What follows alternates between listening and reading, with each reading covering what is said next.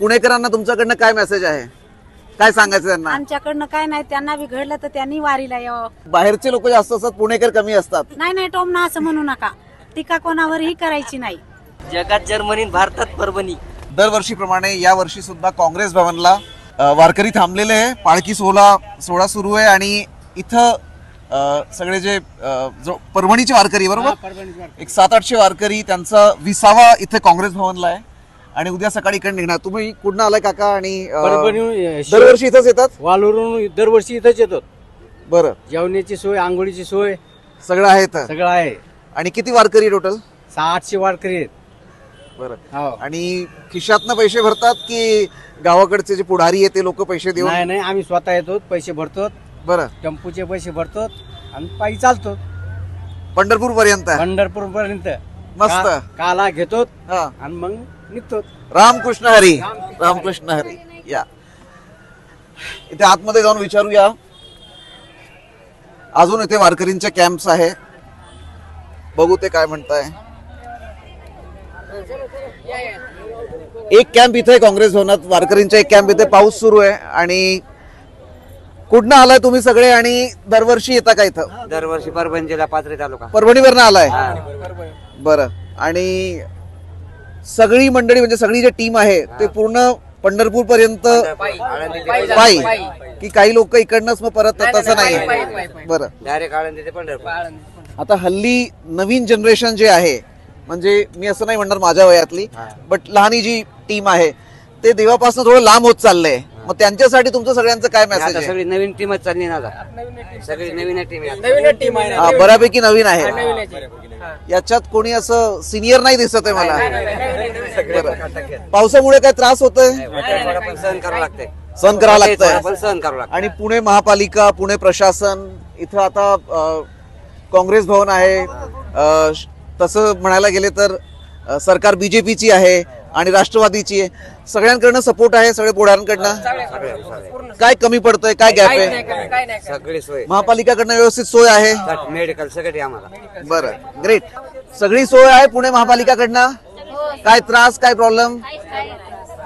Ramakrishna Hari. परभणीची team आहे सगळी? दरवर्षी येतात? नाही, कोणी येतंय कोणी नाही. बरं. तुमचा पहिला वर्ष आहे की दरवर्षी येतात? पहिलं वर्ष. बरं. सोय कशी आहे पुणे प्रशासनकडनं, महापालिकाकडनं? छान आहे, व्यवस्थित आहे? व्यवस्थित आहे, घरावानी. वा वा वा वा. आणि लोकांना, पुणेकरांना तुमच्याकडनं काय मेसेज आहे, काय सांगायचं त्यांना? आमच्याकडनं काय नाही, त्यांना बी घडलं तर त्यांनी वारीला यावं असा बरं. मेसेज. पुणेकर कमी असतात, वारीला बाहेरचे जास्त असतात? हा, बाहेरचेच जास्त आहेत. आज पुणेकरांना बाहेरच्यांनी एक टोमला मारलेला आहे की बाहेरचे लोक जास्त असतात, पुणेकर कमी असतात. नाही नाही, टोमना असं म्हणू नका, टीका कोणावरही करायची नाही. प्रेमाचं टोमणं आहे. हा. बरं. रामकृष्ण हरी. अजून पुढच्या कॅम्प मध्ये चेक करूया काय सीन आहे.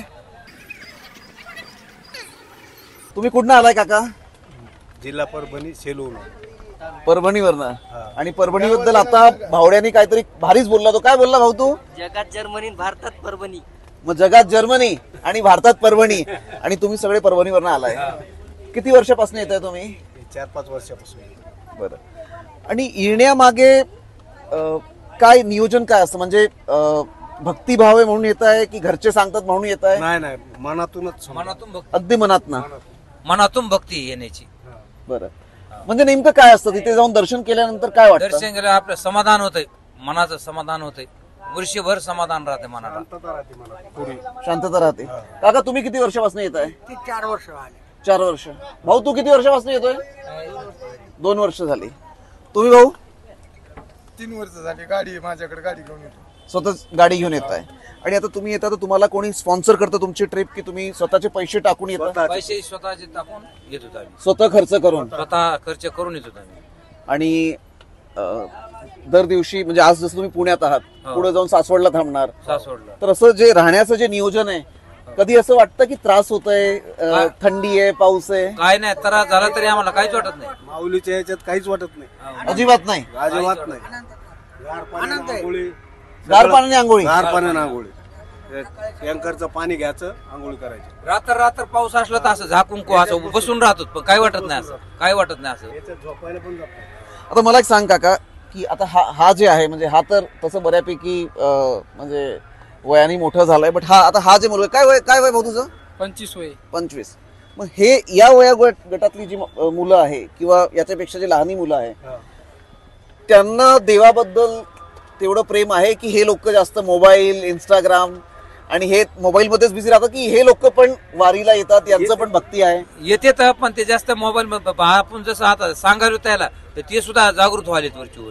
मग वारकरीमध्ये हे जे गरीब मुलं आहे ते पण आता यायला लागले की कमी येते? यायला लागले आता, यायला वरचीवर वाढायले वाढायले. तुम्हाला बघून आमच्या गावची तरी नाही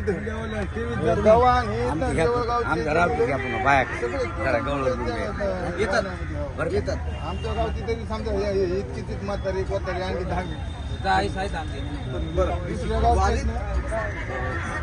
गावाकडची माणसं जास्त येतात, बरोबर? गावाकडची जे शहरी लोक आहे म्हणजे पुणेकर, मुंबईकर, संभाजीनगरचे, हे लोक कमी आहे का वारीत? म्हणजे हे लोक कमी असतात का?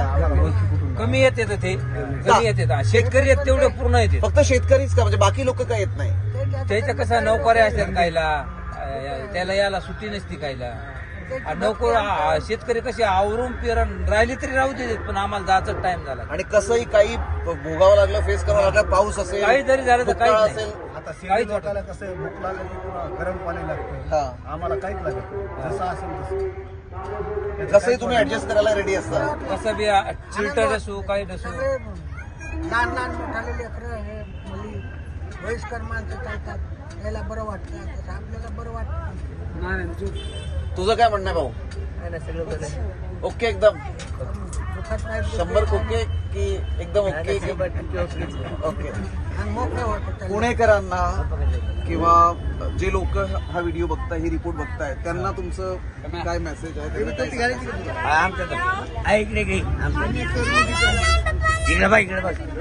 आमचं विठ्ठलाने चांगलं करावं, आमचं यश यावं आम्हाला, आमच्या शेतकऱ्याला आणि याच्यातच हे मान्य आहे. आणि शेतकऱ्याने आत्महत्या नाही करायचं. आत्महत्या नाही